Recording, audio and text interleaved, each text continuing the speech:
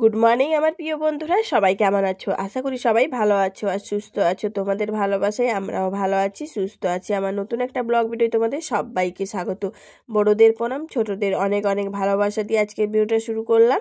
এখন বাজে সকাল 10টা মতো। তো এখন থেকে ভিডিওটা শুরু করছি, আর ভিডিও স্কিপ না করে পুরো দেখবে, আশা করি তোমাদের খুবই ভালো লাগবে। তো বন্ধুরা, একটু মাঠে চলে এলাম। এগুলা যে কালকে মাঠে জল ঢোকানো হয়েছিল, সেই জলগুলো কতটা কি হয়েছে দেখতে এলাম। ধানগুলো যে বোনা হয়েছিল, বীজ ধানগুলো, এই যে দেখো সুন্দর চারাগুলো উঠেছে, সবুজ সবুজ দেখাচ্ছে দেখো। তো ঘাস মারা ওষুধ মারা হয়েছিল কিছুদিন আগে, 3-4 দিন আগে। তো 2 দিন পর এটা জল ঢুকানো হলো, কালকে জল ঢুকানো হয়েছে। সেই জন্য দেখতে চলে এলাম জল কতটা কি হয়েছে।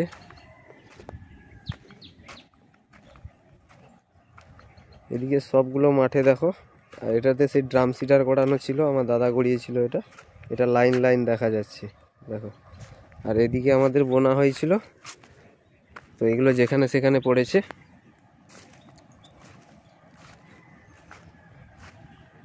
এগুলোতে আর একটু করে জল লাগবে, যেহেতু কালকে জল দিয়েছিল, জলটা টেনে গেছে।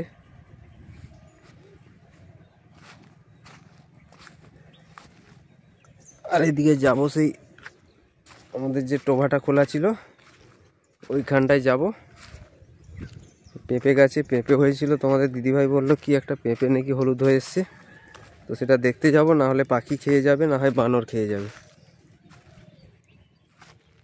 তো এই টোবাটাই দেখো, আর জল পুড়ে গেছে, পুরো পরিষ্কার জল একদম। আর এই যে সেই পাটটাতে দেখো গাঁদা ফুলের গাছ, কি সুন্দর গাঁদা ফুলগুলো হয়েছে। এই যে সেই পেঁপেগুলো, এই পেঁপেটা কি পেকেছে বলছে, দেখি নখ মেরে দেখি। না, এটা পাকেনি, এটা কাঁচা আছে, পেঁপেগুলো পাকেনি।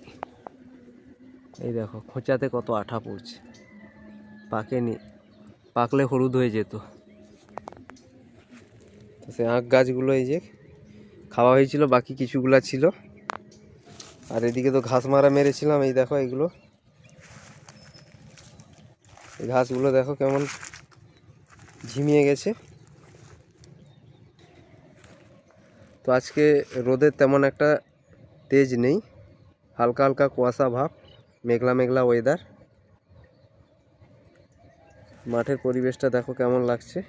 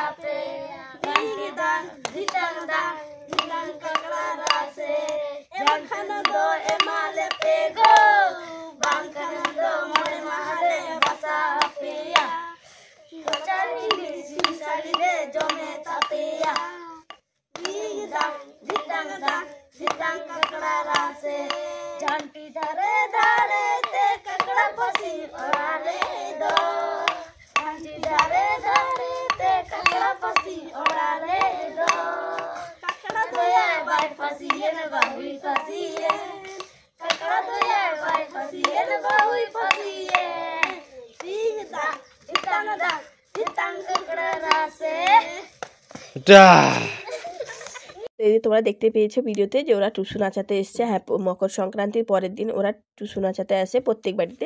আগে বড়রা আসতো, এখন ছোট বাচ্চারা আসে, ওদেরকে চাল মুড়ি তারপর তোমার যে যেরকম টাকা পারে দেওয়া হয়। আর ওরা টুসু নাচাচ্ছে, দেখতে পাচ্ছ কত সুন্দর টুসু। এরা মানে সাঁওতাল সম্প্রদায় থেকে এসেছিলো। তো ওরা খুব সুন্দর টুসু নাচায়। ওদের মকর সংক্রান্তির পরের দিন থেকে ওরা টুসু নাচাতে আসে, পুরো গ্রামের টুসু নাচাতে যায়। অনেকে বেরোয়, শুধু এরা নয়, অনেকেই বেরোয়, অনেকেই আসে। কিন্তু এরা আমাদের এদিকে যেহেতু পাড়ার পাশাপাশি থাকে, তাই এরা আমাদের বাড়িতে এসেছিলো, খুব সুন্দর লাগলো তাই না টুসু নাচানাটা। তো এদিকে দেখো আমার মশলা টশলা করা হয়ে গেছে, আর এদিকে ভাতটাও ফুটে গেছিলো, তো ভাতের মাঠটা গড়িয়ে নিয়েছি। আর এদিকে দেখো যেহেতু আজকে কালকে বৃহস্পতিবার, তো কালকে তো মাংস হবে না, তো কিছুটা মাংস ফ্রিজে রাখা আছে, তাই ভাবলাম আজকে রান্না করে দিই। তো এই জন্য দেখো রান্না করছি, আর যেহেতু দেশি মুরগি মানে খেতে তো ভালোই লাগবে। তো এই আলুটা এখন ভেজে নিচ্ছি হলুদ আর নুন দিয়ে। আর তোমরা বন্ধুরা এত সুন্দর সুন্দর কমেন্ট করছো আমার ভিডিওতে এসে, সত্যি এতটা ভালো লাগছে আর কি বলবো। এভাবে আমার পাশে থেকো আর এরকম সুন্দর সুন্দর কমেন্ট করে যাও যাও। তো এদিকে দেখো আমার আলুটা ভাজা হয়ে গেছে, আর আলুটা একটু বেশি কড়া করে ভাজা হয়ে গেল। তো এদিকে দেখো আলুটা ভাজার পরে আবার কড়াইয়ে তেল দিয়ে দিচ্ছি, সর্ষের তেল, যেহেতু মাংস মানে সর্ষের তেল দিয়ে করলেই ভালো লাগে। আর এদিকে কালারের জন্য দিয়ে দিচ্ছি আমি একটু চিনি।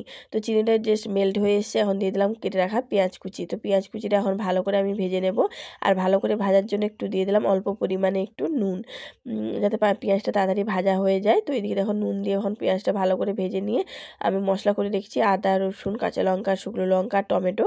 তো এদের দেখো মশলাটা এখন আমি দিয়ে দিচ্ছি তেলে, যেহেতু পেঁয়াজটা ভাজা ভাজা হয়ে গেছে, আর বেশি ভাজতে গেলে পেঁয়াজটা পুড়ে যাবে। তো দিয়ে মশলাটা দিয়ে এখন ভালো করে আমি কষিয়ে নেবো। এখন দিয়ে দেবো পরিমাণ মতো গুঁড়ো মশলা, হলুদ লঙ্কার গুঁড়ো নুন আর মিট মশলা দেবো। আর মাংস মানে আমি একটু মিট মশলা দিই যাতে টেস্টটা একটু বেশি হয়, ভালো লাগে খেতে, তাই আমি মিট মশলা দিই প্রত্যেকবারে মাংসতে। তো এদিকে দেখো হলুদ দিয়ে দিলাম পরিমাণ মতো, যেহেতু ম্যারিনেট করার সময় মাংসে আমি হলুদ দিয়েছি, তাই একটু দেখে শুনে হলুদটা দিলাম। তো এদিকে একটু গুঁড়ো মশলা দিয়েছি, তাই অল্প পরিমাণে একটু জল দিলাম, না হলে মশলাটা হয়তো নিচে লেগে যাবে পুড়ে যাবে। তাই জল দিয়ে এখন মশলাটা ভালো করে কষিয়ে নেব আমি। আর সময় মাংসর মশলা মানে একটু সময় নিয়ে কষাতে হবে। আর মশলা থেকে তেল ছেড়ে এসছে এবং কষানো সুন্দর হয়ে গেছে আমার মশলাটা। তো এবার যে ম্যারিনেট করে মাংসটা এখন দিয়ে দেবো, এই যে দেখো মশলায় কত সুন্দর তেল ছেড়ে এসছে, দেখতেই পাচ্ছ তোমরা। এখন এই যে মাংসটা দিয়ে দিচ্ছি এখন আমি মশলায়, এখন ভালো করে মাংসটাকে কষাবো। মাংস থেকে যে জলটা বেরোবে সেটা শুকিয়ে এলে তারপরে আবার জল দেবো, কারণ দেশি মুরগি সেদ্ধ হতে একটু সময় লাগে, তাই একটু জল দিয়ে আমি আরও মানে সেদ্ধ হতে দেবো, না হলে খেতে পারবে না, খুব বেশ শক্ত শক্ত লাগবে। তো এই জন্য একটু জল দিয়ে কষাবো। তো আগে এটা মাংসটা কষিয়ে নিই ভালো করে, তারপরে জল দিয়ে আবার কষাবো। তো এই যে দেখো আমার মাংসটা মানে মাংস থেকে যে জলটা বেরিয়েছিল সেটা শুকিয়ে এসছে, তো এই যে কষানো হয়েছে। তো মোটামুটি এখন আবার একটু জল দিয়ে আমি মাংসটা ভালো করে কষাবো, যাতে সেদ্ধটা ভালোভাবে হয়ে যায়। তো ওইদিকে দেখো জল দিয়ে দিচ্ছি পরিমাণ মতো, বেশি জল দেবো না, অল্প পরিমাণে একটু জল দেবো, আর আঁচটা একটু হালকা রাখবো, তাহলে তাড়াতাড়ি সেদ্ধ হয়ে যাবে আর জলটাও শুকিয়ে আসবে। তো এদিকে দেখো জল দিয়ে দিয়েছি আমি, এখন ঢাকা দিয়ে রেখে দেবো, মাঝে মধ্যে একটু নাড়াচাড়া করে দেবো। তো এদিকে দেখো মাংস যে জলটা দিয়েছিলাম পুরো জলটা শুকিয়ে এসছে, আর মাংসটা খুব সুন্দরভাবে কষানো হয়ে গেছে। তোমরা দেখতে পাচ্ছ জলটা পুরো শুকিয়ে গেছে, কালারটাও দেখো দুর্দান্ত এসছে। আর এই যে এখানে আমি একটু কষা মাংস তুলে নিচ্ছি, কারণ আমি খাবো, যেহেতু কালকে ঝোল খেয়েছি, আর ঝোলে মাংস খেতে একদম ইচ্ছে নেই। তো মাংস ঝোল খেতে ইচ্ছে নেই, তাই ভাবলাম একটু কষা মাংসটাই বের করে নিই, কষা মাংস দিয়ে ভাত খাওয়া হয়ে যাবে আমার। আর আমার কষা মাংসটা একটু প্রিয় বেশি, কষা মাংস খেতে খুব ভালো লাগে আমাকে, তাই এই জন্য কষা মাংস বের করে নিলাম আমি। আর তোমার দাদা ভাই আর ছেলের জন্য এই যে জল দিয়ে দিচ্ছি পরিমাণ মতো, বেশি জল দেবো না, কারণ ঝোলটা একটু কম পরিমাণেই করব, বেশি ঝোল করব না, কালকে যেহেতু মাংস খেয়েছে। তাই কারণ এনার্জি নেই মাংস খাওয়ার মতো, কিন্তু আমার ছেলে আর তোমার দাদা ভাইকে যদি প্রত্যেক দিনই মাংস দাও ওরা খেয়ে নেবে, কিন্তু আমি খেতে পারি না। যদি দেখো মাংসটা আমার হয়ে গেছে, গরম মশলা দিয়ে আমি নামিয়ে নিয়েছি, কালারটা দেখো দুর্দান্ত এসছে, খুব সুন্দর এসছে কালারটা, তোমরা দেখতেই পাচ্ছ। আবার খাওয়া দাওয়ার বেড়ে নেবো, তোমার দাদাভাই স্নান করে চলে এসেছে, ছেলে স্কুলে গেছে, তো চলো খেয়ে নিই।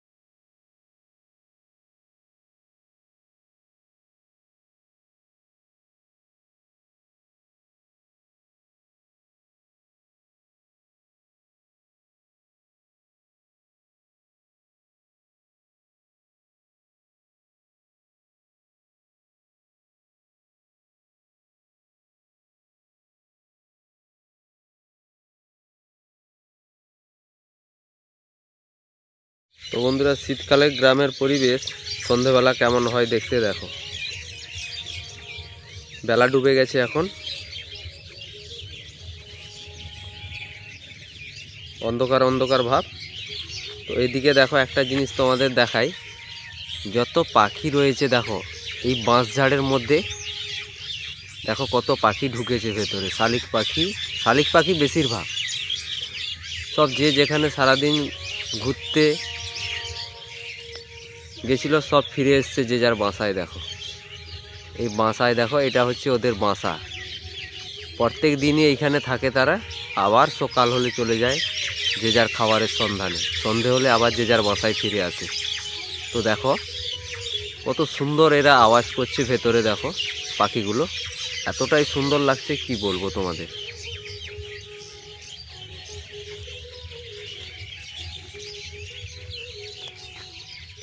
নানান প্রজাতির পাখিরা দেখো যে যার বাসায় এখন, সেই শিকারে যে বেরিয়েছিল সকালবেলা, এখন যে যার বাসায় ফিরে আসছে। আর পরিবেশটা কেমন দেখতে দেখো। তো বন্ধুরা, আমি এই যে দেখো আমার হায়াবুসা নিয়ে বেরিয়েছিলাম রাস্তায়। তো বন্ধুর সঙ্গে দেখা হয়ে গেলো, একজন বন্ধু একসঙ্গে আগে কলকাতায় থাকতাম, মানস। এই যে মানস, দেখো কিরে মানস, কোথায় যাবি? এই এসেছিলাম একটু এইদিকে, দেখা হয়ে গেল, দাঁড়ালাম। এ কি মাল দিতে যাবি নাকি? তো বন্ধুটা দেখো বিজনেস করে, দোকানে দেয় মাল, পাইকারি মাল দেয় অনেক কিছু। তো দেখা হয়ে গেল রাস্তায় যেহেতু, তো বন্ধুর সঙ্গে একটু মোলাকাত হয়ে গেল। কি বানাচ্ছ গো? পিঠে হবে, পিঠে ও, পিঠা করবো, পুরটা বানাচ্ছি। পুর হচ্ছে তো? হ্যাঁ। বাবা কি পুর গো, নারকেল? এটা কি দিয়ে বানাচ্ছ? কি গুড় দিতে বলেছিলাম যে? না, চিনি দিয়েছি।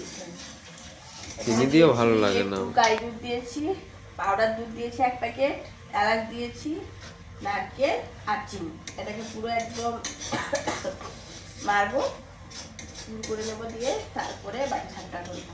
দেখি কেমন হচ্ছে কালারটা দেখো। তো বন্ধুরা, এই যে দেখো কালারটা। তো এটা মারলে নিশ্চয়ই ব্রাউন কালার টাইপের এসে যাবে। না, ব্রাউন কালার আসবে না, কারণ কিছুটা আসবে, গাই দুধ দেওয়া রয়েছে তো, চিনি দিয়েছি। ওটা ওকে আমি বলছিলাম যে গুড় দিয়ে বানাও। গুড় থেকে আমাকে নারকেল চিনি দিয়ে ভালো লাগে, একটু ভালো চিনি দিয়ে করি। তো বাড়িতে গুড় ছিল, একটু দুধ পুলি করবো ভাবলাম, যে আমার শরীরটা ভালো নেই, ঠান্ডা লেগেছে অনেকটাই। কালকে মেলা গেছিলাম আইসক্রিম খাওয়ার জন্য, অনেকটাই খাও আইসক্রিম খাও আরো বেশি করে। তারপরে এতটা কাশি হচ্ছে, কি বলবো, যেহেতু মকরে পিঠে বানাইনি, তাই ভাবলাম আজকে একটু বানাই, তাই বাকি সপ্তাহে করি আজকে।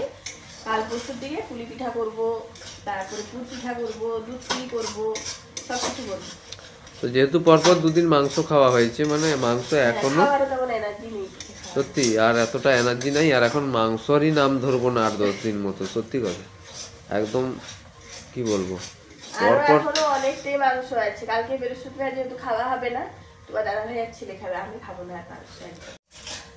তো এই যে দেখো আমার পুর হয়ে গেছে। এটা তোমরা দেখে হয়তো বলবে যে নরম হয়েছে, না, এটা ঠান্ডা হয়ে গেলে শক্ত হয়ে যাবে, যেন একটু নরমই নামালাম, আর বেশি শক্ত করে যদি নামাই অনেকটাই শক্ত হয়ে যাবে। আর পুরের কালারটা দেখো যা এসছে, আর গরমে তো ধরা যাচ্ছে না। তো বন্ধুরা দেখো ময়দা মাখাচ্ছি, বাটি সাপটা যেভাবে ময়দা মাখিয়ে নিচ্ছে জল দিয়ে। নুন একটু দিয়েছো তো? একটু লবণ দিয়েছি। আর আমি ব্যাটারটা করার সময় চিনি দিই না, যা পুরে দিয়েছি তাই, এটা কোনো চিনি দিব না। হালকা চিনি দিয়ে করো, মিষ্টি বেশি ভালো লাগে না, উঠতে খুঁজে না, চিটিয়ে যায়, চিটিয়ে যাবে। যেহেতু আমি শুধু ময়দাই করছি, এটা যদি একটু মানে চালের গুঁড়ো হতো তাহলে ঠিক ছিল। চালের পিঠে হবে কালকে। আর ওটা জল দিতে লাগবে। এটা কি করছো? এই যে কলার দাঁড়া দিয়ে তেলটা বুলিয়ে দিলাম তাওয়ায়। এবারে এই যে ময়দার ব্যাটারটা দেব। আমি বলছি এটা কি রোল হবে নাকি? রোলের মতো বানাচ্ছ গোল করে? রোল এরকম হয় না, রুটির মতো বেলতে হয়। খাও না যখন। না দেখেই তো মনে হচ্ছে রোলের মতো, কি সুন্দর গোল করে। চিটিয়ে যাচ্ছে কেন গো? আরে না, একটু কাটতে যাচ্ছে। চিট দিয়েছো নাকি ফেভিকুইক? এবারে পুরটা দিয়ে দেবো। বাবা পুরটা দেখো, গরম, সব গরম। পুরটা সত্যি গন্ধ উঠছে, জানা এলাচ টেলাচ দিয়েছো মনে হয় না? হ্যাঁ, এলাচ দিয়েছি। আর এদিকে পাউডার দুধ দিয়েছি, তারপর তোমার দিয়েছি পাউডার দুধ দিয়েছি, গাই দুধ দিয়েছি। বাবা একদম সুন্দর সাটাসাট বানানো হয়ে গেল। আমার বাটি সাপটা খুব সুন্দর হয়। এভাবে সব পুরো রেডি। তো বন্ধুরা কারা কারা পিঠে খাবে চলে আসো, যেহেতু বানানো হচ্ছে আগে থেকে নেমন্ত্রণ করে দিলাম। পৌষ পার্বণের পিঠে, পৌষ পার্বণের পিঠে।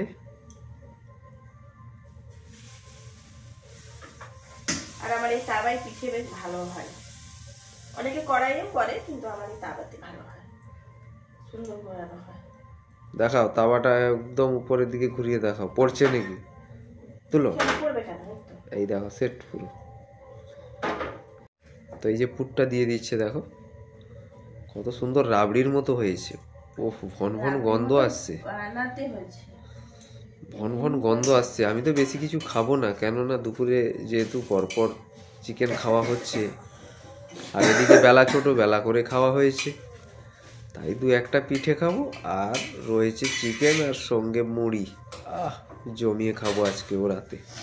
তো এদিকে দেখো এক এক করে সবগুলো পিঠে করে নেবো। আর অল্প পরিমাণেই করেছি, যেহেতু দুপুরে মাংস খাওয়া হয়েছে, তাই অল্প পরিমাণে পিঠে করবো। আর বাটি সাপটা পিঠে আমার খুব সুন্দর হয়, আমি করতে মানে বেশ ভালোভাবেই করতে পারি বাটি সাপটা পিঠে আমি।